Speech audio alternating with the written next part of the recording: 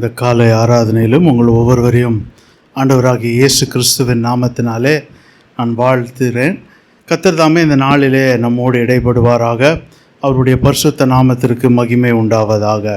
இந்த நாளிலே ஒரு சுருக்கமான ஒரு செய்தியை நான் பேச விரும்புகிறேன். ரொம்ப ஒரு ஆழமான செய்தி கிடையாது, நமக்கு தெரிந்த பகுதியிலேருந்து தான் இந்த நாளில் நான் பேச போகிறேன். இந்த நாளின் செய்தியின் தலைப்பு த 3 houses, 3 வீடுகள். இந்த 3 வீடுகள் அப்படின்னு சொல்லி இந்த செய்திக்கு ஒரு தலைப்பை கொடுத்தேன். ஆவியானவர் இந்த வார்த்தை என்னுடைய உள்ளத்திலே கடந்த வாரத்திலே வைத்தார். அதை தான் இந்த நாளில் நான் உங்கள் மத்தியிலே பேசும்படியாக விரும்புகிறேன். இந்த 3 வீடுகளில் என்ன விசேஷம் அப்படின்னா, இந்த 3 வீடுகளிலே இயேசுவினுடைய ஒரு பங்கு இருந்தது. அதனால் இந்த 3 வீடுகளை குறித்து இந்த நாளில் நான் பேச போகிறேன். நம் ஆராதனை நேரத்தில் பாடின விதமாய், கேட்ட விதமாய், அதற்கு ஒப்பாகவே இந்த செய்தியும் இருக்கும். அதனால் அதே ட்ரெயின் ஆஃப் தாட்டில் நம்ம இதை கேட்போம். இந்த நாளில் ஆவியானவர் நம்மோடு பேசுவாராக. முதலாவது நான் ஒரு வீட்டுக்குள்ளாய் நான் நேரடியாக நான் கடந்து செல்லுகிறேன். நம்ம ஆராதனை பகுதியில் பார்த்தபோது இயேசு வீட்டிலே சென்று எவ்விருவுடைய மகளை உயிரோடு எழுப்பினாள். இயேசு வீட்டிலே ஜுரமாயிருந்த பேதுருவனுடைய மாமியை சுகப்படுத்தினார். இப்படி பல அற்புதங்களை செய்தார். ஆனால் ஆவியானவர் இந்த நாளில் எனக்கு வைத்த ஒரு காரியத்தை மாத்திரம் நான் உங்கள்கிட்ட சொல்லிட்டு தொடர்ந்து கடந்து செல்லும்படியாய் விரும்புகிறேன். என்னுடைய செய்திக்கு முதல் பகுதிக்கு ஆதாரமாய் மார்க் எழுதின சுவிசேஷம் அதனுடைய 5வது அதிகாரம் 22, 23 வசனங்களை நான் உங்களுக்கு வாசிக்கும்படியாய் விரும்புகிறேன். மார்க்கு 5ஆம் அதிகாரம் 22, 23. Mark's gospel chapter 5 verse 22 and 23. அப்பொழுது ஜெப ஆலய தலைவரில் ஒருவனாகிய யவீரு என்பவன் வந்து அவரை கண்டவுடனே அவர் பாதத்தில் வீழ்ந்து, என் குமாரத்தி மரண அவஸ்தைப்படுகிறாள், அவள் ஆரோக்கியம் அடையும்படிக்கு நீர் வந்து அவள் மேல் உமது கைகளை வையும், அப்பொழுது பிழைப்பாள் என்று அவரை மிகவும் வேண்டிக் கொண்டான். இந்த சம்பவம் நமக்கு எல்லாருக்குமே நல்லா தெரியும். ஜெப ஆலய தலைவனாகிய யவீரு இயேசுவினிடத்திலே வந்து தன்னுடைய மகளுடைய நிலைமையை கண்டு தன்னுடைய மகள் சுகமாக்கும்படியாக, தன்னுடைய மகள் படுகிற மரண அவஸ்தையிலிருந்து இயேசு வந்து அவர் கையை அவள் மீது வைத்து சுகப்படுத்தும்படியாக இயேசுவினிடத்தில் வந்து வேண்டிக் கொள்ளுகிறதா இந்த சம்பவம். இந்த பகுதியில் இந்த சம்பவம் எழுதப்பட்டிருக்கிறது. இது மத்தேயுவிலும் எழுதப்பட்டிருக்கிறது, லூக்காவிலும் இந்த சம்பவம் எழுதப்பட்டிருக்கிறது. மத்தேயு 9ஆம் அதிகாரம் 18 26 வசனங்களிலே இந்த சம்பவம் எழுதப்பட்டிருக்கிறது. லூக்கா சுவிசேஷத்தில் 8வது அதிகாரம் 40 56 வசனத்திலையும் இதே சம்பவம் எழுதப்பட்டிருக்கிறது. இந்த சம்பவத்தில் நான் பார்க்கிற ஒரு காரியம், இந்த ஜெப ஆலய தலைவனாகிய யவீரு இயேசுவினிடத்தில் வந்து தன்னுடைய வீட்டுக்கு வரும்படியாக, தன்னுடைய மகள் மீது தன்னுடைய கைகளை வைக்கும்படியாக வேண்டிக் கொண்டான் என்று எழுதப்பட்டிருக்கிறது. இப்போ முதலாவது இந்த மனுஷனுக்கு என்ன இருந்துச்சு அப்படின்னா, he had a desire that Jesus would come to his house. இயேசு தன்னுடைய வீட்டுக்கு வருவார் என்று அவனுக்குள்ளே ஒரு வாஞ்சை இருந்தது, அவனுக்குள்ளே ஒரு விருப்பம் இருந்தது, அவனுக்குள்ளே ஒரு தாகம் இருந்தது. இயேசு தன்னுடைய வீட்டுக்கு வரணும், இயேசு தன்னுடைய வீட்டுக்கு வரணும். ஏன் வரணும், எதுக்கு வரணும் அப்படின்றதுக்கு ஒரு காரணம் இருக்குது. இப்போ முதலாவது இவனுக்கு ஒரு ஆசை இருந்தது, ஒரு வாஞ்சை இருந்தது, ஒரு விருப்பம் இருந்தது, இயேசு தன்னுடைய வீட்டுக்கு வர வேண்டும் என்பது. He had a desire that Jesus would come to his house. அது மாத்திரமல்ல, இவனுக்கு இன்னொரு விருப்பமும் இருந்தது. He had a desire that Jesus would cure his daughter. அவனுடைய குமாரத்தியை இயேசு குணப்படுத்துவார் என்பதும் அவனுடைய விருப்பம், அவனுடைய வாஞ்சை, அவனுடைய தாகம், அவனுடைய ஏக்கம். It was his desire. எப்படி குணமாக்குவார் அப்படின்னா, இயேசு வந்து தன்னுடைய மகளை தொட்டு தம்முடைய கைகளை தன்னுடைய குமாரத்தின் மீது வைத்து சுகப்படுத்துவார் என்பது இந்த பகுதியில் அவன் இயேசுவினிடத்தில் வேண்டிக் கொண்டதை நாம் பார்க்கிறோம். அப்போ அவனுக்கு he had a desire that Jesus would come and lay his hands on his daughter and heal her. இயேசு வந்து தம்முடைய கைகளை அவனுடைய எவ்விருவருடைய குமாரத்தியின் மீது வைத்து அவளை சுகப்படுத்துவான் என்று அவனுக்கு ஒரு விருப்பம் இருந்தது, ஒரு வாஞ்சை, ஒரு ஏக்கம் இருந்தது. முடிவில் இந்த சம்பவத்தில் நமக்கு எல்லாருக்கும் தெரியும், இயேசு அவனோடு போனார். அந்த மகள் மரித்து விட்டால் அவளை மீண்டும் உயிரோடு எழுப்புகிறதை நாம் பார்க்கிறோம். இதுதான் அந்த முழு சம்பவம். இந்த சம்பவத்திலிருந்து சில காரியங்களை நான் சுட்டி காட்டும்படியாக நான் விரும்புகிறேன். இந்த வீட்டை நான் இப்படியாக அழைக்கும்படியாக வருகிற ஆவியானவர் இந்த ஒரு சிந்தை என்னுடைய இருதயத்தில் வைத்தார். It's a house which Jesus entered with an invitation. இயேசு அழைப்புடன் நுழைந்த ஒரு வீடு. It's a house which Jesus entered with an invitation. இயேசு ஒரு அழைப்புடன் நுழைந்த ஒரு வீடு. யவீரு வந்து இயேசுவின் பாதத்தில் விழுந்து, நீர் வந்து அவள் மீது கையை வையும் என்று வேண்டிக் கொண்டான். He invited Jesus to come to his house and heal his daughter. அப்போ இந்த வீட்டுக்கு இப்படியாக ஒரு தலைப்பை கொடுக்குறேன். இயேசு ஒரு அழைப்புடன் நுழைந்த ஒரு வீடு. இயேசுவுக்கு ஒரு அழைப்பை யவீரு கொடுத்தான். அந்த அழைப்பை ஏற்றுக்கொண்டு இயேசு யவீரின் வீட்டுக்குள்ளே நுழைந்ததை இந்த இடத்துல நாம் பார்க்கிறோம்.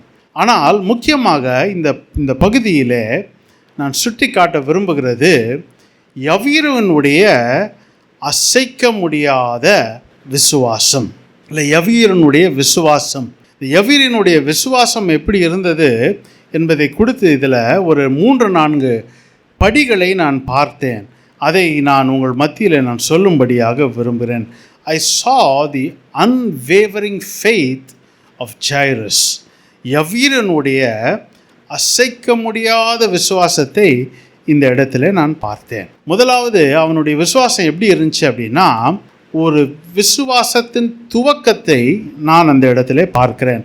மார்க் 5ஆம் அதிகாரம் அதனுடைய 23வது வசனத்தை நீங்கள் வாசித்தீங்க அப்படின்னா, மார்க் 5:23, என் குமாரத்தி மரண அவஸ்தைப்படுகிறாள், அவள் ஆரோக்கியம் அடையும்படிக்கு நீர் வந்து அவள் மேல் உமது கைகளை வையும், அப்பொழுது பிழைப்பாள் என்று மிகவும் வேண்டிக் கொண்டான் என்று அந்த வசனம் சொல்லுகிறது.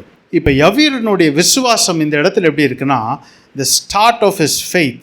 யவீரனுடைய விசுவாசத்தின் துவக்கம் எப்படி இருக்குது அப்படின்னா, இயேசு வீட்டுக்கு வந்து கைகளை தன் மகளின் மீது வைத்தால் அவள் பிழைப்பாள்.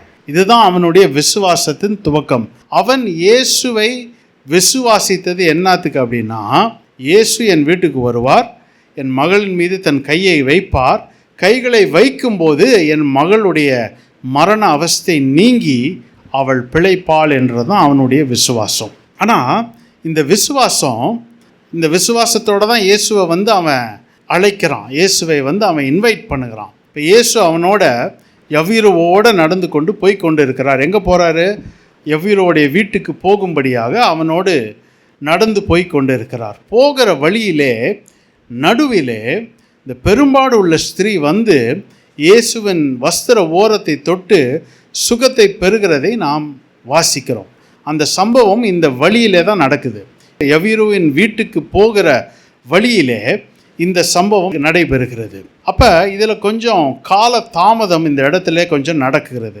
இந்த கால தாமதம் நடக்கிற வேளையில் யவீருவின் வீட்டிலிருந்து ஆட்கள் வந்து யவீருவின் இடத்துல, போதகரை தொந்தரப்படுத்த வேண்டாம், உன்னுடைய மகள் இறந்து விட்டாள் என்று அவனுக்கு செய்தியை சொல்லுகிறார்கள். இப்போ இதுவரைக்கும் யவீரு என்ன விசுவாசித்தான், இயேசு என் வீட்டுக்கு வந்து அவன் மகள் இன்னும் சாவலை, அவனுடைய மகள் இன்னும் உயிரோடு தான் இருக்கா, மரண அவஸ்தைப்படுகிறா, ஆனால் உயிரோடு தான் இருக்கா, வந்து கையை வச்சார்னா மரண அவஸ்தை நீங்கி அவள் பிழைச்சிருவான்னு அவன் விசுவாசித்தான். அது அவனுடைய விசுவாசத்தின் துவக்கம். That was the start of his faith. இப்போ நடுவில் போகிற வழியிலே பல சம்பவங்கள் அங்கே நடைபெறுகிறது. அதன் மத்தியிலே அவனுக்கு ஒரு செய்தி ஒன்று அவனுடைய காதுகளுக்கு வருகிறது. என்ன செய்தி வருது அப்படின்னா, உன்னுடைய மகள் இறந்து விட்டாள், உன்னுடைய மகள் இறந்து விட்டாள்.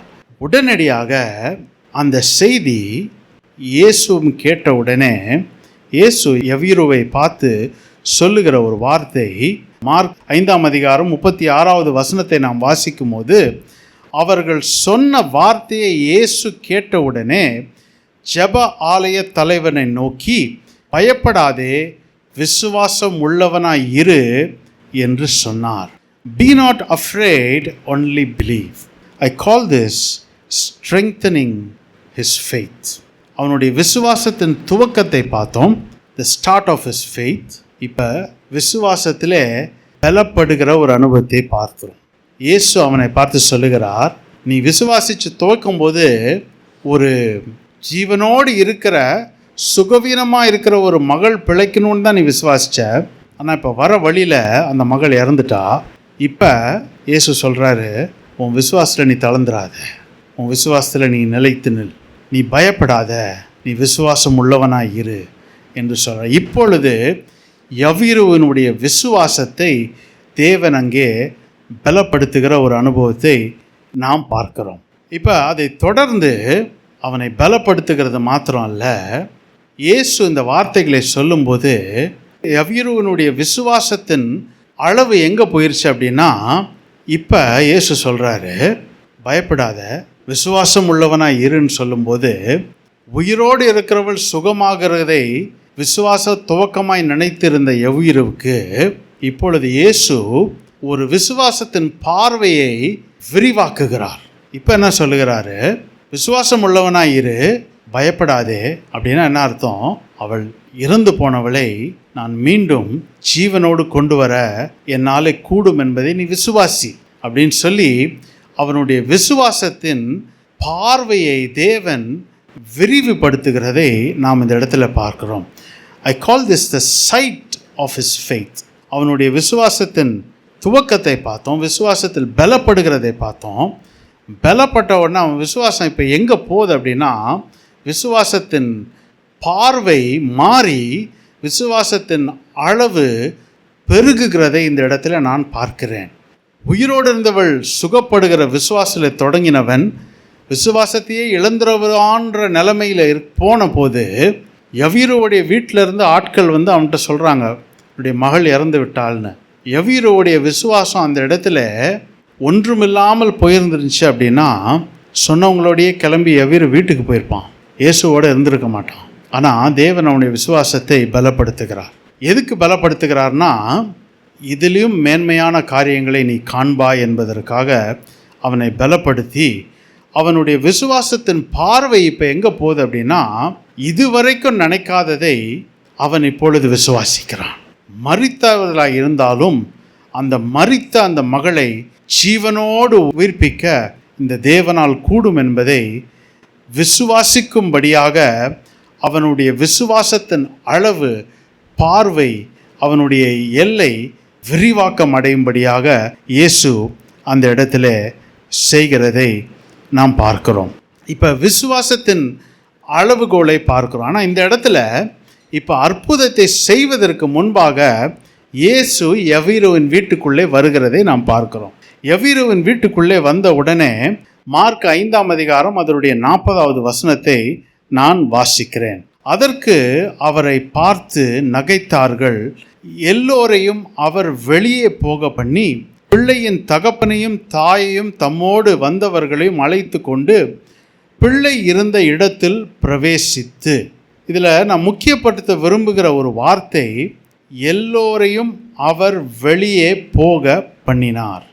எல்லோரையும் அவர் வெளியே போக பண்ண. யாரை வெளியே போக பண்ணினார்?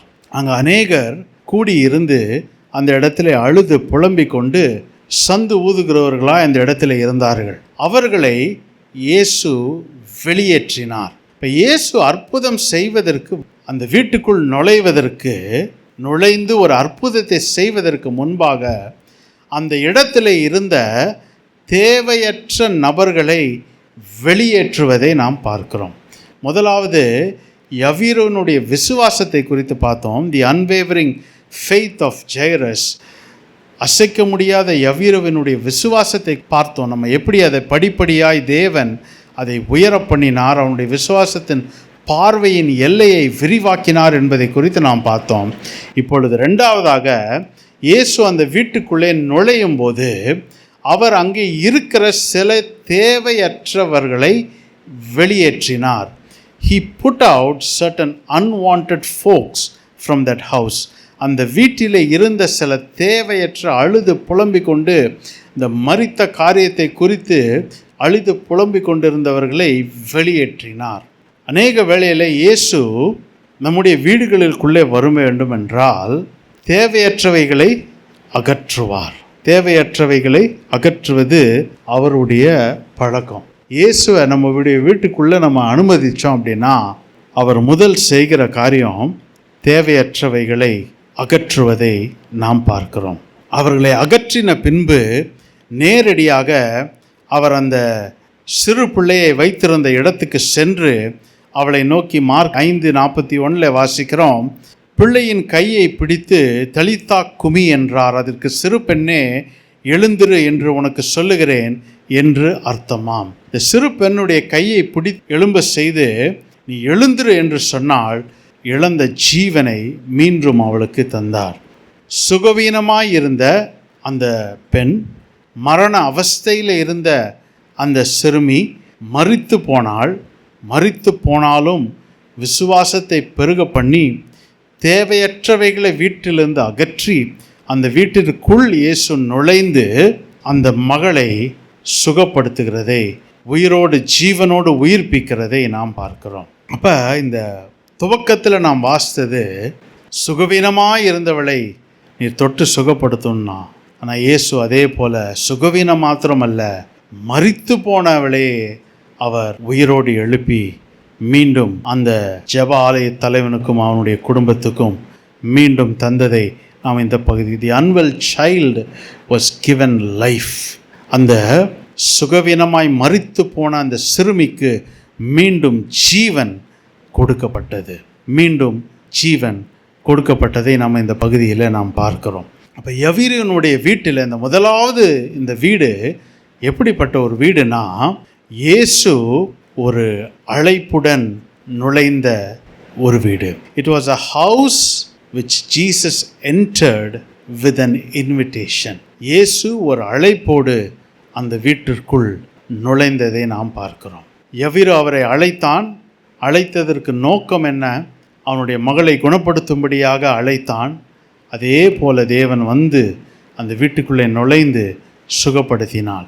ஆனால் இந்த முழு சம்பவத்திலும் ஒரு சாதாரண சுகத்துக்காக விசுவாசித்த யவீருவை தேவன் விசுவாசத்தில் ஸ்திரப்படுத்தி அவனுடைய விசுவாசத்தின் எல்லையை பெருக்கி அவனை அதை பலப்படுத்தி ஒரு மரித்த மகளை ஜீவனோடு எழுப்பும்படியான ஒரு நிலைமைக்கு விசுவாசிக்கும்படியாக விசுவாசத்தின் பார்வையை விரிவாக்கம் அடைய செய்து அவனுடைய மகளுடைய ஜீவனை மீண்டும் கொடுத்தாள். ஆனால் அவன் வீட்டிலே அதற்கு எதிராக இருந்த தேவையில்லாதவைகளை இயேசு ஜீவனை தருவதற்கு முன்பாக அகற்றி அதற்கு பின்பாக அந்த சிறுமியை ஜீவனோடு எழுப்புகிறதை நாம் பார்க்கிறோம். இப்போ முதலாவது ஏன் இந்த வீட்டுக்குள்ளே இயேசு நுழைந்தார்னா, அவன் வந்து இயேசுவின் பாதத்தில் விழுந்து அவரை வேண்டிக் கொண்டதை நாம் பார்க்கிறோம். He had a desire that Jesus would come into his house. He had a desire that Jesus would cure his daughter. He had a desire that Jesus would touch his daughter, lay his hands on his daughter and heal. அவனுக்கு ஒரு ஏக்கம் இருந்தது, இயேசு என் வீட்டுக்கு வரணும், இயேசு என்னுடைய மகளை சொஸ்தமாக்க வேண்டும் என்ற ஒரு ஏக்கம் அவனுக்குள்ளே இருந்தது. அவருடைய கரங்களை என்னுடைய மகள் மீது வைத்து அவளை சுகப்படுத்த வேண்டும் என்ற ஒரு ஏக்கம் அவனுக்குள்ளே இருந்தனால இயேசு அவனோட வந்து அவனை சுகப்படுத்துகிறார். இந்த காலை வேளையில் நம்முடைய வாழ்க்கையில் கூட இப்படி தான். இந்த யவீரு இயேசுவோடு நடக்கிற நடையை பார்த்திங்கன்னா நம்முடைய கிறிஸ்தவ ஜீவியத்திற்கு ஒரு ஒப்பனையாக இருக்கிறது. It compares to our Christian walk. The walk of Jairus with Jesus is a comparison to our Christian walk. இயேசுவோடு யவீரு நடந்த நடை நம்முடைய கிறிஸ்தவ வாழ்க்கைக்கு ஒரு ஒப்பீடாக நம்மால் சொல்ல முடியும். எப்படி அப்படின்னா, என்றைக்கு நாம் இயேசுவை ஏற்றுக்கொண்டு அனுமதித்து நாம் அவரை நம்முடைய வாயினாலே அறிக்கை பண்ணி நம்முடைய இருதயத்திலே விசுவாசிக்கிறோமோ அன்றைக்கு நம்முடைய கிறிஸ்தவ நடையானது துவங்குகிறதை நாம் பார்க்கிறோம். அப்படிப்பட்ட ஒரு நிலைமையில துவங்கி நாம் அவரோடு நடக்கும்போது அவர் நம்மோடு பேசி நம்மை பலப்படுத்தி நம்முடைய விசுவாசத்தை பெருக பண்ணி நம்முடைய விசுவாசத்தின் நோக்கம் பெருக பண்ணுகிறார். எதுக்கு பெருக பண்ணுகிறார்னா, ஜீவன் அளிக்கும் வரைக்கும், நித்திய ஜீவன் அளிக்கும் வரைக்கும் நம்முடைய பார்வை பெருகும்படியாக நம்முடைய விசுவாசத்தின் அளவை நாள்தோறும் நம்முடைய நடையிலே அவர் பெருக பண்ணுகிறவராய் அவர் இருக்கிறார். அது மாத்திரமல்ல, இயேசு நம்மோடு நடந்து நமக்குள்ளாய் வரும்போது நமக்குள்ளே இருக்கிற தேவையில்லாதவற்றை அகற்றுகிறதை நாம் பார்க்கிறோம். முடிவிலே நமக்கு நித்திய ஜீவனை தருகிறதை நாம் பார்க்கிறோம். இந்த காலை வேளையில் இந்த முழு சம்பவத்தில் நம்முடைய நிலைமை எந்த பகுதியில் வேணா இருக்கலாம். ஒருவேளை விசுவாசம் தோய்ந்து போயிருக்கலாம், விசுவாசத்தின் துவக்கமாக இருக்கலாம், விசுவாசத்தில் ஸ்திரப்பட்டு நிற்கிறவர்களாக இருக்கலாம், வெறும் ஒரு அற்புதத்துக்காக ஒரு அடையாளத்துக்காக விசுவாசிக்கிறதா இருக்கலாம், இல்லை ஒரு சுகத்துக்காய் விசுவாசிக்கிறார். ஆனால் இயேசு இந்த நாள் காலையில் நம்மோடு பேசுகிற வார்த்தை, உன்னுடைய விசுவாசத்தின் பார்வை, உன்னுடைய விசுவாசத்தின் அளவுகோல், உன்னுடைய விசுவாசத்தின் நோக்கம் பெருகணும். அந்த நித்தியத்துக்கு நேராய், அந்த நித்திய ஜீவனுக்கு நேராய், நான் தருகிற அந்த நித்திய ஜீவனுக்கு நேராய், அந்த நித்தியத்துக்கு நேராய் உன்னுடைய பார்வையும் விசுவாச அளவும் இருக்க வேண்டும் என்பதுதான் அவருடைய வார்த்தைகள் இந்த காலை வேளையில் நம்மோடு பேசுகிறது. இந்த முதலாவது வீட்டிலே இயேசு நுழைந்ததுக்கு ஒரு காரணம் இருக்குது. என்ன காரணம் அப்படின்னா, அவர் அழைக்கப்பட்டார். ரெண்டாவதாக இன்னொரு வீடை குறித்து நான் பேசும்படியாக விரும்புகிறேன். லூக்கா 19வது அதிகாரம் அதனுடைய 5வது வசனம். Luke's gospel chapter 19 and verse 5. நமக்கு எல்லாருக்கும் தெரிந்த ஒரு சம்பவம். இந்த சம்பவம் எல்லாருக்குமே நம்ம மிகவும் பரிச்சயமான ஒரு சம்பவம். சிறிய வயதுலேருந்தே நம்ம எல்லாருக்கும் தெரியும். ஆனால் இந்த சம்பவத்திலேருந்து ஆவியானவர் இன்றைக்கி நமக்கு சொல்லி தருகிற பாடங்களை நாம் கவனிப்போம். லூக்கா 19ஆம் அதிகாரம் அதனுடைய 5வது வசனம். இயேசு அந்த இடத்தில் வந்தபோது அன்னார்ந்து பார்த்து அவனை கண்டு, சகேயுவே, நீ சீக்கிரமாய் இறங்கி வா, இன்றைக்கு நான் உன் வீட்டிலே தங்க வேண்டும் என்றார். இன்றைக்கு நான் உன் வீட்டிலே தங்க வேண்டும் என்றார். இந்த சம்பவத்துக்கு ஒரு பேர் கொடுத்தேன். A house which Jesus entered without an invitation. இயேசு அழைப்பின்றி நுழைந்த ஒரு வீடு. முதலாவது வீடு இயேசு அழைப்புடன் நுழைந்த வீடு, அழைப்பை பெற்று நுழைந்த வீடு. ஆனால் ரெண்டாவதாக நம்ம பார்க்குற சகையின் வீடு எப்படின்னா, இயேசு அந்த வீட்டுக்கு வரும்படியாக சகையை அழைக்கவில்லை. ஆனாலும் இயேசு அழைப்பை பெறாமல் அந்த வீட்டுக்குள்ளே நுழையும்படியாக அவனிடத்தில் பேசுகிறதை இந்த பகுதியிலே பார்க்குறோம். A house which Jesus entered without an invitation. இயேசு அழைப்பின்றி நுழைந்த ஒரு வீடு. ஏன் இந்த வீட்டுக்குள்ள இயேசு அழைப்பு இல்லாமல் நுழைந்தார்? Why did Jesus enter this house without an invitation? இதில் இந்த சில காரியங்கள் இந்த வசனங்களில் நீங்கள் பார்த்தீங்கன்னா இருக்கும். அந்த 19வது அதிகாரத்தில் 3வது வசனத்தை நீங்கள் பார்த்தீங்க அப்படின்னா, சகையு அந்த இடத்துல சொல்லுகிறது என்னன்னா, he had a desire to see Jesus.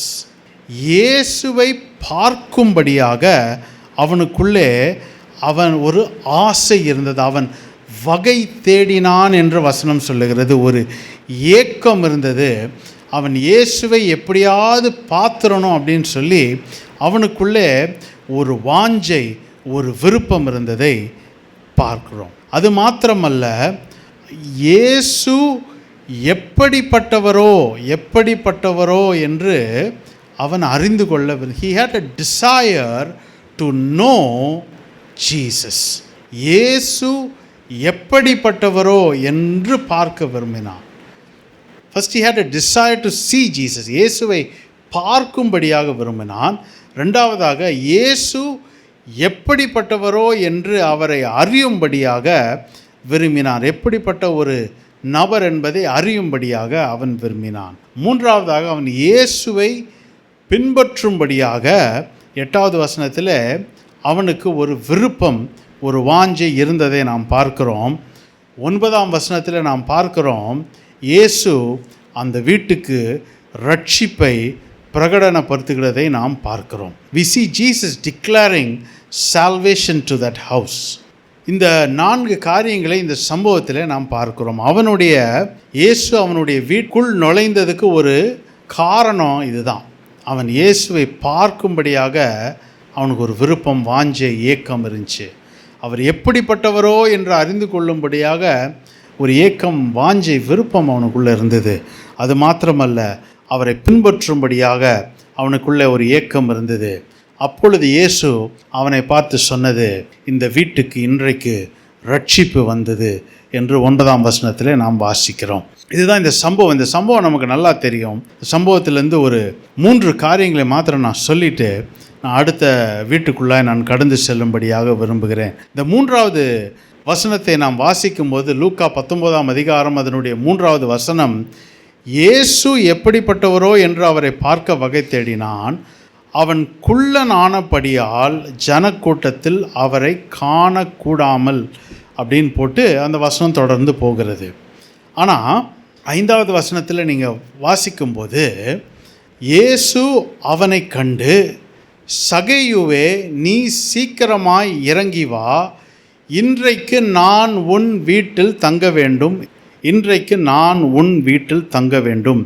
இந்த சம்பவம் தொடங்கும்போது சகேயு இயேசுவை பார்க்கும்படியாக விரும்புகிறான் என்று சொல்லி தான் வசனம் சொல்லுகிறது. இந்த சகேயுவை பற்றி ஒரு துவக்கத்தை சொல்லிட்டு, ஒரு முகவரையை சொல்லிட்டு, அதற்கு பின்பாக அவன் இயேசுவை பார்க்கும்படி வகை தேடினான்.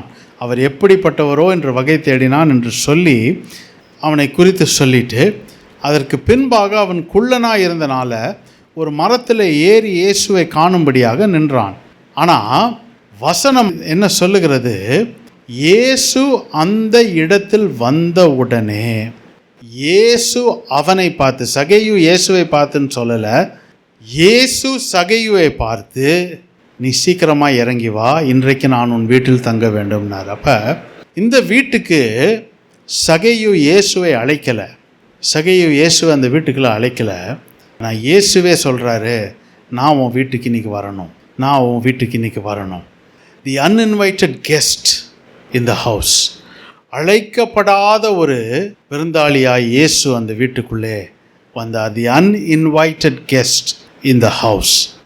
ஏன் வந்தார் அப்படின்னா, ஏன் அந்த இடத்துல நின்று சகேயு இயேசுவை பார்க்கல, ஆனால் இயேசு அன்னார்ந்து சகேயுவை பார்த்தார் அப்படின்னு எழுதப்பட்டிருக்குன்னா, அவனுக்குள்ளே இருந்த அந்த விருப்பம், அவனுக்குள்ளே இருந்த அந்த வாஞ்சை, அவனுக்குள்ளே இருந்த அந்த ஏக்கம். அது மாத்திரமல்ல, இயேசு சொல்லுகிறார், உன் வீட்டுக்கு வருவது மாத்திரமல்ல, நான் இன்றைக்கு உன்னுடைய வீட்டிலே தங்க வேண்டும், நான் உன்னுடைய வீட்டிலே தங்க வேண்டும். Jesus invited himself into the house of Zacchaeus.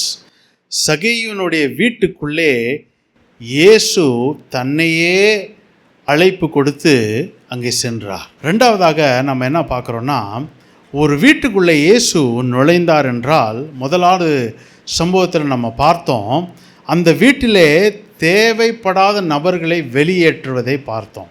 அதே போல் சகேயுன் வீட்டுக்குள்ளே இயேசு நுழையும் போது 8வது வசனம், லூக்கா 19ஆம் அதிகாரம் அதனுடைய 8வது வசனம் இப்படியாக சொல்லுகிறது, சகேயு நின்று கர்த்தரை நோக்கி, ஆண்டவரே, என் ஆஸ்திகளில் பாதியை ஏழைகளுக்கு கொடுக்கிறேன், நான் ஒருவனிடத்தில் எதையாகிலும் அநியாயமாய் வாங்கினது உண்டானால் நாளத்தனையாய் திரும்ப செலுத்துகிறேன் என்றான். If I have taken anything from any man by false accusation, I restore him fourfold, and I will give half of my goods to the poor. இப்போ சகேயுனுடைய வீட்டுக்குள்ளே இயேசு நுழையும் போது சகேயு சொல்லுகிற காரியம், 2வதாக அநியாயமான கூலி அவனுடைய வீட்டுக்குள்ளே இருந்தால் அதை நான் திரும்ப நாளத்தனையாய் திரும்ப unlawful wages in the house. uninvited guest in the house, unlawful wages in the house. இயேசு அந்த வீட்டுக்குள்ளே நுழையும் போது எபேசியர் 5ஆம் அதிகாரம் அதனுடைய 13வது வசனம் 2வது பகுதி இப்படியாக சொல்லுகிறது. Ephesians 5 and verse 13, வெளிச்சத்தினால் வெளியரங்கமாகும். வெளியரங்கமாகுறதெல்லாம் வெளிச்சமாயிருக்கிறது. The light exposes the works of darkness. The light makes visible the works of darkness. இந்த வெளிச்சம் வெளியரங்கமாக்கும் ஒளியாகிய அந்த வெளிச்சம்.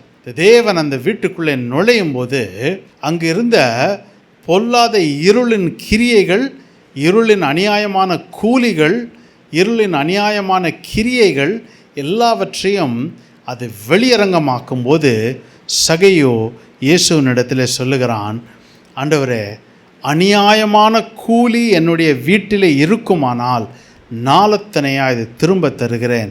என்னுடைய ஆஸ்தியிலே பாதியை நான் ஏழைகளுக்கு நான் தருகிறேன் என்று சொல்லுகிறான். அப்பொழுது மூன்றாவதாக ஒரு காரியம் பார்க்குறோம். அந்த வீட்டில் 9ஆம் வசனம், லூக்கா எழுதின சுவிசேஷம் 19ஆம் அதிகாரம் அதனுடைய 9ஆம் வசனத்தில் இப்படியாக வாசிக்கிறோம். இயேசு அவனை நோக்கி, இன்றைக்கு இந்த வீட்டுக்கு ரட்சிப்பு வந்தது, இவனும் ஆபிரகாமுக்கு குமாரனாய் இருக்கிறானே. Today salvation has come to this house as he is also the son of Abraham. இன்றைக்கு இந்த வீட்டுக்கு ரட்சிப்பு வந்தது.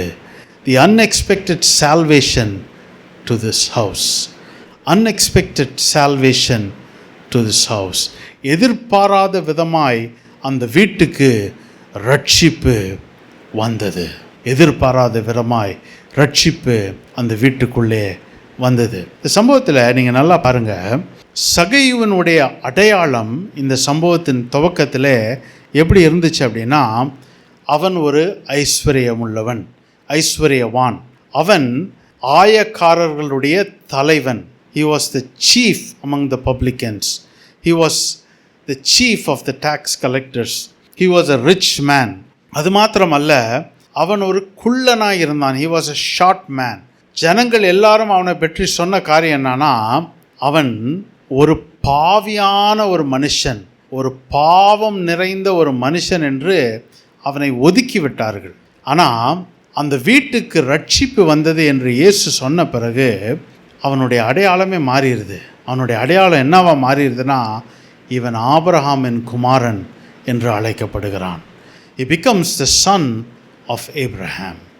His identity changes from all that was there. A sinner, a short man, the chief among the tax collectors, a rich man. இதெல்லாம் மாறி போய் ஒரே ஒரு அடையாளம், இவனும் ஆபிரகாமின் குமாரன். He is also the son of Abraham. இயேசு நம்முடைய வீட்டுக்குள் வரும்போது நம்முடைய அடையாளம் மாறணும். Our identity should change. If our identity should change, all unlawful wages, unlawful works, unlawful wantonness should be removed from the house. நம்முடைய இயேசு நம்முடைய வீட்டுக்குள்ளே நுழையும் போது நம்முடைய அடையாளம் மாறுகிறது. அது வரைக்கும் உலகத்தில் நமக்கு பல அடையாளங்கள் இருந்திருக்கலாம். ஆனால் இயேசு நம்முடைய வீட்டுக்குள்ளே நுழையும் போது நம்முடைய அடையாளம் எப்படி ஆகுதுன்னா, இவனும் ஆபிரகாமின் குமாரன் தானே என்று நம்முடைய அடையாளத்தை மாற்றுகிறார். இந்த அடையாளம் மாற வேண்டும் என்றால் நம்முடைய வீட்டிற்குள்ளே அநியாயத்தின் கூலி இருக்கக்கூடாது, அசுத்தமான கிரியை இருக்கக்கூடாது. அது மாத்திரமல்ல, அருவருக்கப்படுகிற இச்சைகள் நம்முடைய வீட்டுக்குள்ளே இருக்கக்கூடாது. Unlawful wages, works and wantonness should be removed from the house. அநியாயத்தின் கூலி, அசுத்தமான கிரியை, அருவருக்கப்படுகிற இச்சைகள் நம்முடைய வீட்டிலிருந்து அகற்றப்பட வேண்டும். அப்போது நம்முடைய வீட்டுக்கு ரட்சிப்பு உண்டாகும். A house which Jesus entered without an invitation. ஒரு அழைப்பு இன்றி இயேசு நுழைந்த ஒரு வீடு. மூன்றாவதாக கடைசியாக ஒரு வீடை குறித்து நான் சொல்லி நான் முடிக்க விரும்புகிறேன். லூக்கா 7ஆம் அதிகாரம் அதனுடைய 6வது வசனத்தை நான் வாசிக்கிறேன். லூக்கா 7ஆம் அதிகாரம் அதனுடைய 6வது வசனம். Luke's gospel chapter 7 and verse 6. அப்பொழுது இயேசு அவர்களுடனே கூட போனார். வீட்டுக்கு சமீபமான போது நூற்றுக்கு அதிபதி தன் சிநேகிதரை நோக்கி, நீங்கள் அவரிடத்தில் போய், ஆண்டவரே, நீர் வருத்தப்பட வேண்டாம், நீர் என் வீட்டு வாசலுக்குள் பிரவேசிக்க நான் பாத்திரன் அல்ல. என்னை மிகவும் கவர்ந்த ஒரு வார்த்தை இந்த வசனத்தில், இந்த நூற்றுக்கு அதிபதியினுடைய வேலைக்காரன் வீட்டிலே சுகவீனமாக இருக்கிறான். அப்போ இந்த நூற்றுக்கு அதிபதி இயேசுவினிடத்தில் ஆட்களை அனுப்பி அவனை சுகப்படுத்தும்படியாக வேண்டிக் கொள்ளுகிறான். அப்போ இயேசு அவனுடைய வீடை நோக்கி பிரயாணப்பட்டு வந்து கொண்டு இருக்கிற அந்த சமயத்தில் அவன் மீண்டுமாய் இந்த யூதர் மூப்பர்களை அனுப்பி இயேசுவினிடத்தில் சொல்லுகிற காரியத்தை தான் இந்த வசனத்தில் நாம் பார்க்கிறோம். லூக்கா 7ஆம் அதிகாரம் 6ஆம் வசனத்தில் அவர்களை ஆள் அனுப்பி என்ன சொல்லுகிறான், நீர் என்னுடைய வீட்டிலே பிரவேசிப்பதற்கு நான் பாத்திரன் அல்ல அப்படின்னு சொல்லிட்டு, நீர் ஒரு வார்த்தை சொல்லும், என்னுடைய வேலைக்காரன் சொஸ்தமாவான் என்று சொல்லி அவன் அங்கே சொல்லுகிறதை நாம் பார்க்கிறோம். என்னை மிகவும் கவர்ந்த ஒரு காரியம் இந்த வசனத்தில் நீங்கள் வாசித்தீங்க அப்படின்னா, வீட்டுக்கு சமீபம் ஆன போது, வீட்டுக்கு சமீபம் ஆன போது, when he was not far from the house. இயேசு அவன் வீட்டுக்கு நுழையும்படியாக, அவனுடைய சுகவீனமாய் இருக்கிற அவனுடைய வேலைக்காரனை சொஸ்தப்படுத்தும்படியாக இயேசு நடந்து வருகிறதை வீட்டுக்கு சமீபமாய் வந்த ஒரு கட்டத்திலே யூதர்களை அனுப்பி அவரிடத்தில் சொல்லுகிறான், நீங்கள் வீட்டுக்கு வராதீங்க. A house which Jesus was not permitted to enter. இயேசு நுழைய அனுமதிக்கப்படாத ஒரு வீடு, இயேசு நுழைய அனுமதிக்கப்படாத ஒரு வீடு. A house which Jesus was not permitted to enter. ஒரு வீட்டில் ஒருத்தன் அழைச்சான், இயேசு அவன் வீட்டுக்கு போனார். இன்னொரு வீட்டில் அழைக்கப்படவில்லை, ஆனாலும் போனார். போய் அந்த வீட்டில் காரியங்களை மாற்றினார். நான் மூன்றாவதாக ஒரு வீடை பார்க்குறோம். இந்த வீட்டுக்குள்ளே இயேசு நுழைய அனுமதிக்கப்படவில்லை. He was not permitted to enter the house. இந்த சம்பவம் மிகவும் சுவாரஸ்யமாய் எனக்கு வாசிக்கும்போது என்னுடைய கண்களில் ஆவியானவர் காட்டினார். இந்த மனிதனை குறித்து இந்த பகுதியில் நீங்கள் வாசித்தீங்கன்னா, இந்த மனிதனை குறித்து சொல்லப்படுகிற காரியம் என்னன்னா, அவன் யூதருக்கு அவனுடைய நற்கிரியை பற்றி அவர்கள் எல்லாரும் சாட்சி சொல்லுகிறதை நாம் பார்க்கிறோம். யூதர்கள் வந்து இயேசுவின் இடத்துல சொல்லுகிறாங்க, ஆண்டவரே, அவர் எங்களுக்காக ஒரு தேவாலயத்தை கட்டி கொடுத்தார், நல்ல காரியங்களை செய்கிறார், அவர் நல்ல மனுஷன், அவன் உண்மையிலே அவன் பாத்திரன்தான், நீ அவருக்காக ஒரு அற்புதத்தை செய்யும் என்று இயேசுவை வேண்டிக் கொள்ளுகிறதை நாம் பார்க்கிறோம். அப்போ இவன் ஒரு நல்ல மனுஷன்தான். He deserved the compassion of Jesus. He deserved the compassion of Jesus. அவனுடைய அன்பும் அவனுடைய நற்கிரியையும் அந்த மக்களுக்கு எல்லாம், யூதர்களுக்கு எல்லாம் தெரிஞ்ச ஒரு காரியமாய் இருந்தது. அது மாத்திரமல்ல, அவனுடைய வேண்டுகோளுக்கு இணங்க வேண்டும் என்று சொல்லி யூதர்கள் எல்லாம் அவனுக்கு சிபாரிசு பண்ணுறாங்க இயேசுவின் இடத்துல. ஆண்டவரே, நீங்கள் அவன் கேட்குற காரியத்தை செய்யுங்க, அவனுக்காக நீங்கள் உதவி செய்யுங்க, அவன் உண்மையிலே நல்ல மனுஷன் அப்படின்னு சொல்லி இந்த யூதர்கள் எல்லாம் இயேசுவின் இடத்துல வந்து கேட்கிறதை நாம் இந்த பகுதியில் பார்க்கிறோம். The Jews declared that he was worthy and that he deserves the miracle. அது மாத்திரமல்ல, இவன் என்ன பண்ணானா, he desired the cure of his servant. அவனுடைய வேலைக்காரன் சொஸ்தமாகும்படியாக அவன் விருப்பப்பட்டான், அவன் வாஞ்சித்தான். அதோடு இல்லை, he did not come to Jesus. அவன் இயேசுவின் இடத்துல அவன் வரவில்லை. அவன் வரவில்லை, ஆள் அனுப்பினான் என்று தான் எழுதப்பட்டிருக்கிறது. கடைசியாக அவன் இயேசுவை என்ன பண்ணிட்டான், தன்னுடைய வீட்டுக்குள்ளே வர வேண்டாம் என்று அவன் தடை பண்ணினான். He denied Jesus to enter his house. அவன் தடை பண்ணினான். இதுதான் அந்த சம்பவம் முழுவதும். நீங்கள் வாசித்தீங்கன்னா, முதல்ல ஆள் அனுப்பி இயேசுவின் இடத்துல சொல்கிறான், என் வேலைக்காரன் சுகவீனமாக இருக்கிறான், நீர் வந்து சுகப்படுத்தும் என்று. இயேசு அவன் வீட்டுக்கு நேராக நடந்து கொண்டு வருகிற வழியில் பாதி வழியில் என்ன சொல்லுகிறான், என் வீட்டுக்குள்ளே வருவதற்கு பாத்திரம் அல்ல, இது அங்கேயே இருந்தே ஒரு வார்த்தையை சொல்லும், உன்னுடைய வார்த்தை என்னுடைய வேலைக்காரனை சொஸ்தமாக்கும் என்று. அதே போல் இயேசு பேசுகிறார், அவன் சொஸ்தமாகிறான். ஆனால் இயேசு அந்த வீட்டுக்குள்ளே நுழையவில்லை. House which Jesus was not permitted to enter. இயேசு நுழைய அனுமதிக்கப்படாத ஒரு வீடு. இந்த பகுதியில் ஒரு 4-5 காரியங்களை நான் உங்கள்கிட்ட சொல்லிவிட்டு நான் என் செய்தியை நிறைவு செய்கிறேன். முதலாவது, இந்த சம்பவத்தில் நான் முக்கியமாய் பார்க்கிறது என்ன அப்படின்னா, திரும்ப திரும்ப இந்த சம்பவத்தில் சொல்லப்படுகிற ஒரு காரியம். நீங்கள் லூக்கா 7ஆம் அதிகாரம் அதனுடைய 7வது வசனத்தை நீங்கள் வாசிப்பீர்கள் என்றால், Luke's gospel chapter 7 and verse 7, அதில் முதல் பகுதி இப்படியாக சொல்லுகிறது, நான் உம்மிடத்தில் வரவும் என்னை பாத்திரனாக எண்ணவில்லை. நான் உம்மிடத்தில் வரவும் என்னை பாத்திரனாக எண்ணவில்லை. Wherefore neither thought I myself worthy to come unto thee. I consider myself unworthy to come to thee. அப்படின்றது தான் இவனுடைய முதல் நிலைமை. The unworthiness of himself. அவனுடைய பாத்திரவான் இல்லை என்ற நிலைமையை தான் அவன் முதன்மைப்படுத்துகிறதை, நான் பாத்திரவான் இல்லை என்பதை முதன்மைப்படுத்துகிறதை இந்த பகுதியிலே பார்க்கிறோம். I am unworthy, I am unworthy என்று திரும்பவும் திரும்பவும் அவன் சொல்லுகிறதை இந்த பகுதியிலே நாம் பார்க்கிறோம். ரெண்டாவதாக நாம் வாசித்த இந்த வசனம் 7, லூக்கா 7ஆம் அதிகாரம் அதனுடைய 6வது வசனத்தின் கடைசி பகுதியில் சொல்கிறார், நீர் என் வீட்டு வாசலுக்குள் பிரவேசிக்க நான் பாத்திரன் அல்ல. ஃபர்ஸ்ட் அன்வர்தினஸ் ஆஃப் ஹிம்செல்ஃப், ரெண்டாவது அன்வர்தினஸ் ஆஃப் ஹிஸ் ஹவுஸ். அவனுடைய வீட்டின் தன்மை, பாத்திரம் இல்லாத ஒரு தன்மை, பாத்திரன் இல்லாத ஒரு தன்மையை குறித்து நாம் இந்த இடத்துல பார்க்கிறோம். பிரவேசிக்க நான் பாத்திரன் அல்ல, நான் பாத்திரன். முதலாவது அவன் நான் பாத்திரன் அல்லன்னு தன்னையே குறித்து சொன்னான். ரெண்டாவது என் வீட்டுக்குள்ளே பிரவேசிக்க நான் பாத்திரம் அல்ல என்று தன்னுடைய வீட்டின் நிலைமையை குறித்து அவன் சொல்லுகிறதை நாம் பார்க்கிறோம். மூன்றாவதாக ஒரு காரியத்தை நாம் பார்க்கிறோம்.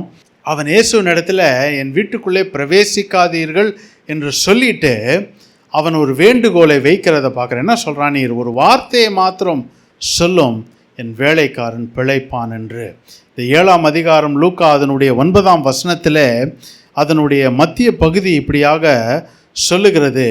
அவன் சொன்ன வார்த்தையை கேட்டவுடன் இயேசு இப்படியாக சொல்லுகிறார், இஸ்ரவேலருக்குள்ளும் நான் இப்படிப்பட்ட விசுவாசத்தை காணவில்லை.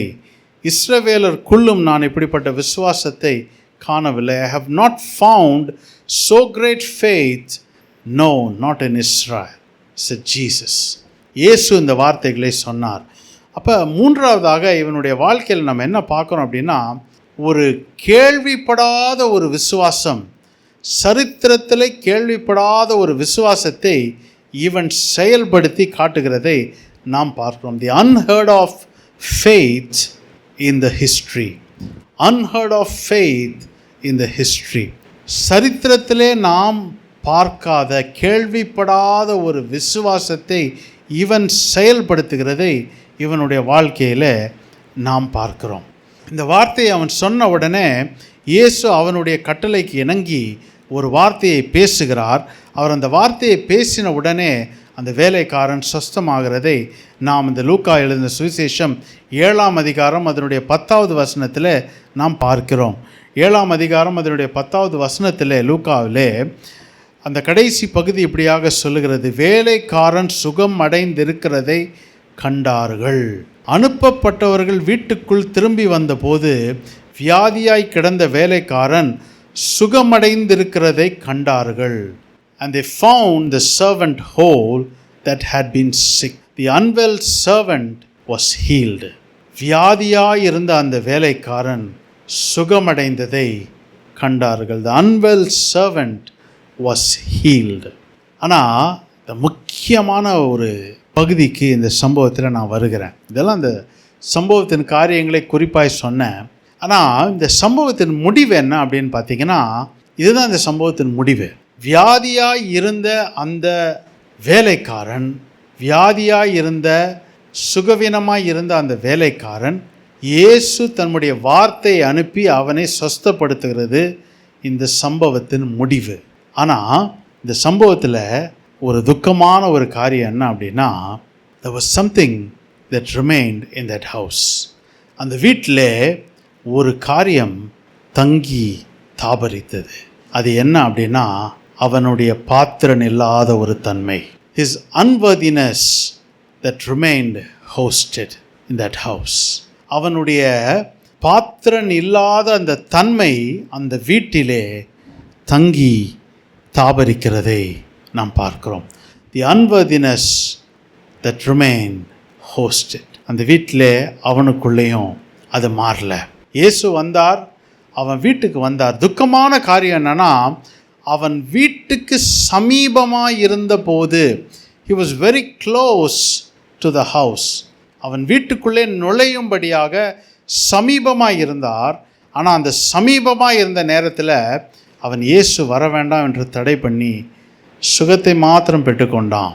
அவன் விசுவாசம் சரித்திரத்தில் காணப்படக்கூடாத அளவுக்கு இருந்தாலும், சுகத்தை அவனுடைய வேலைக்காரன் பெற்றுக்கொண்டாலும், வார்த்தையை அனுப்பி சுகத்தை அவன் வேலைக்காரன் பெற்றுக்கொண்டாலும், ஒரு காரியம் அவனிலும் மாறல, அவனுடைய வீட்டிலையும் மாறல.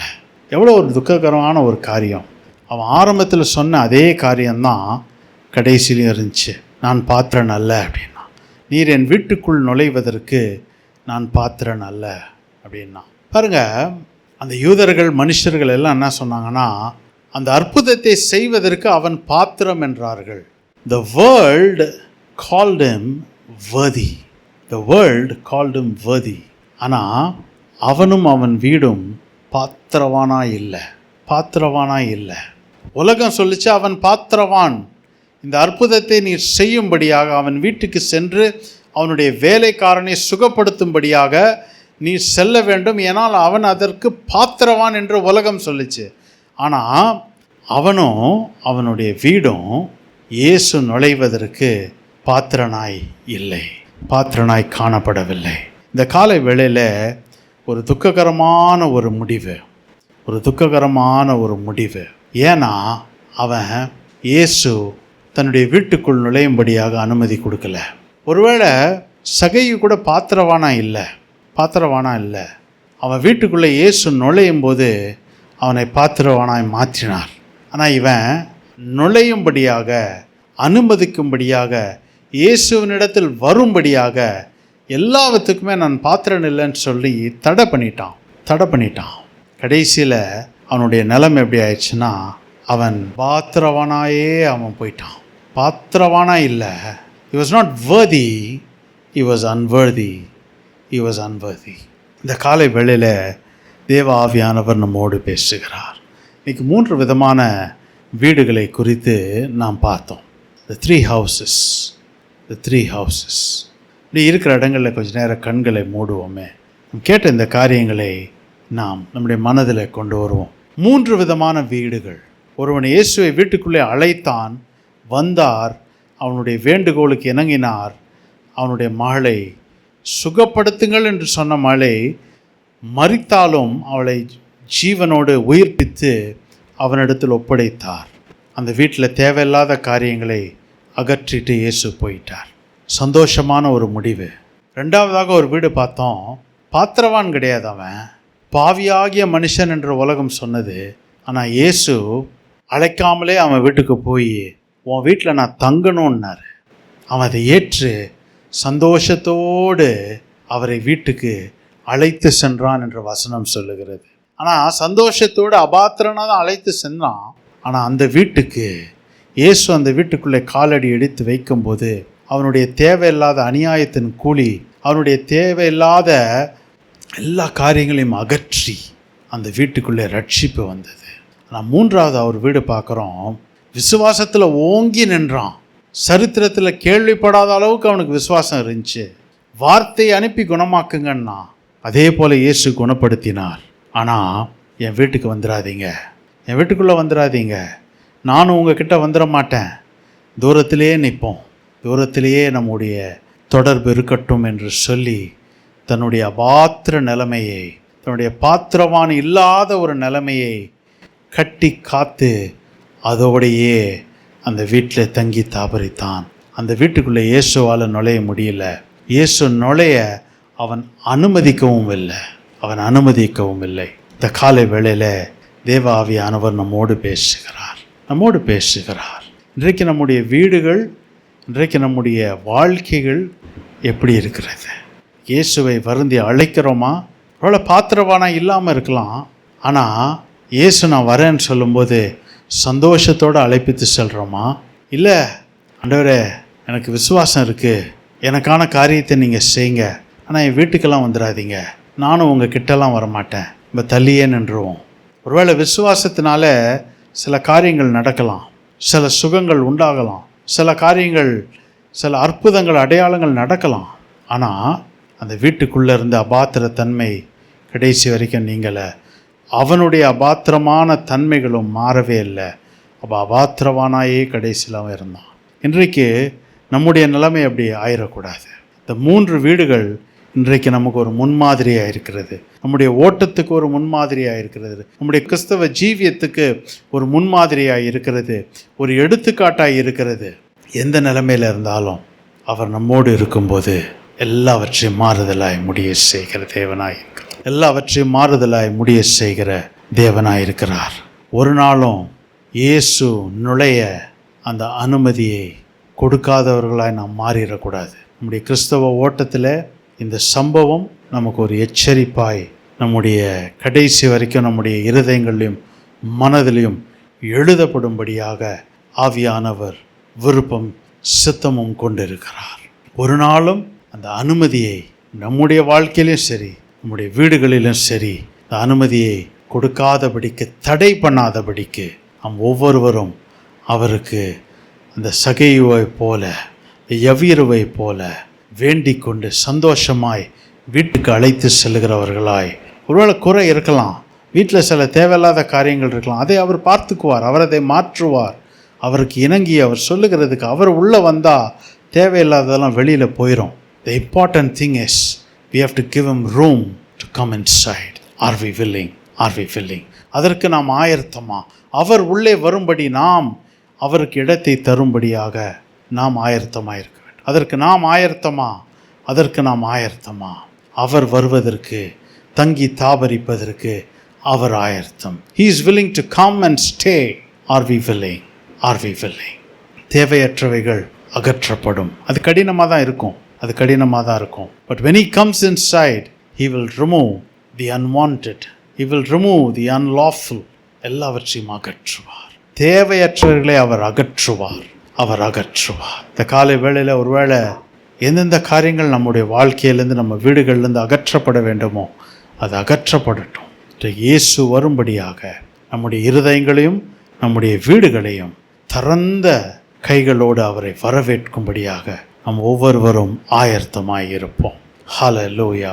அவர் வந்து தங்கி தாபரிக்கும்படியாய் ஆயத்தமாய் இருக்கிறார். நல்ல தகப்பனே, இந்த காலை வேளைக்காய் உமக்கு நன்றி செலுத்துகிறோம். இதுவரைக்கும் நீர் எங்களோடு பேசின நல் வார்த்தைகளுக்காய் நன்றி. இது எங்களுக்கு முன்பாக காட்டின இந்த 3 வீடுகளுக்காய் நன்றி.